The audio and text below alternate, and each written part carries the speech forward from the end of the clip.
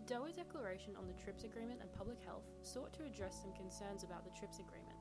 TRIPS is the International Agreement on Trade-Related Aspects of Intellectual Property Rights, which is administered by the World Trade Organization.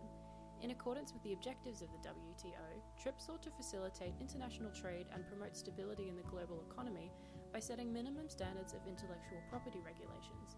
The agreement covers things like copyright, patents, trademarks, and geographical indications, which let you know that those authentic Cuban cigars really are from the Caribbean, as well as some other intellectual property stuff. The agreement also provides enforcement procedures, remedies, and dispute resolution procedures. One of the most prominent criticisms of the TRIPS agreement is that by prioritizing the interests of manufacturers, the agreement has resulted in higher drug prices, excluding many potential users in developing countries that can't afford the drugs. Critics are particularly worried about access to life-saving medications for things like HIV, malaria, and tuberculosis. To understand the role that the TRIPS agreement plays in global access to drugs, and how the Doha Declaration tried to address it, we need to take a quick look at the economics of drug development. Bear with me, I promise there won't be any numbers. The development of drugs takes a lot of research, sometimes decades. To make sure they can make back all that money they invested, plus a little cream on top to make sure they have a reason to keep doing it, we give drug companies patent rights to the drugs that they produce for a specific number of years. Without patents, no one would have much incentive to spend any money on research because they could just steal the recipe once somebody else develops it. The problem is that a patent essentially gives that company a monopoly over production of a particular drug. And monopolies are bad, right? Well, yeah, in general, but sometimes they're unavoidable, so you need governments to step in and make sure that consumers don't lose out. In the case of providing essential drugs to developing countries, it's especially tricky. On the one hand, without generous patent rights and the ability to set high prices, drug companies will have more incentive to focus on drugs for illnesses that are more common in wealthy countries, like diabetes.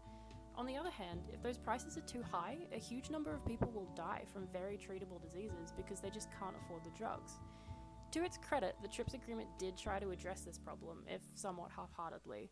For one, it purports to give governments the right to issue compulsory licenses for patented products. That is, if it's in the public interest, or in the case of a national emergency, governments can authorize someone in their country to produce a patented drug without the consent of the patent holder. However, since the introduction of TRIPS, a lot of developing countries have complained that this mechanism is basically impossible to actually use, mostly owing to the fact that there aren't really developed manufacturing industries in those countries.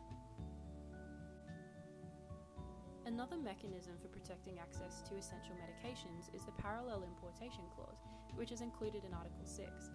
This clause says that countries can import products from a middleman in a different country, rather than direct from the manufacturer, and in that way take advantage of the fact that drugs, like other products, are typically sold for different prices in different countries.